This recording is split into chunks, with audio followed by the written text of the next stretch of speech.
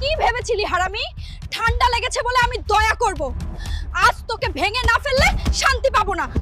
সখিনা রে, চাইলে আমাকে আর মার, কিন্তু এই ঠান্ডায় গোসল করতে বলিস না। আমার জন্য একটু পারফিউম এনে দে রে। শুনে রাখ হারামি, আজ যদি তুই গোসল না করিস তাহলে আমি এখনই বাবার বাড়ি চলে যাব রে। সখিনা, তুই চলে যা রে।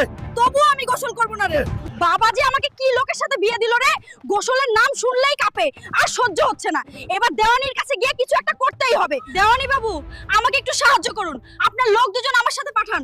আমার হালকে জোর করে গোসল করাতে হবে, ওর গা থেকে খুব দুর্গন্ধ বের হচ্ছে। গোসল করাতে লোক লাগবে না রে, আমার কাছে একটা বুদ্ধি আছে, মন দিয়ে শোন। দেওয়ানি বাবু, আপনাকে লাখ লাখ ধন্যবাদ রে। হাল্ক ভাই, তাড়াতাড়ি চল, তোর সখিনা গ্রামের পুকুরে পড়ে গেছে রে। তুই এসব কি বলছিস রে? সখিনা রে, আমি আসছি, আমি তোকে বাঁচাবো রে।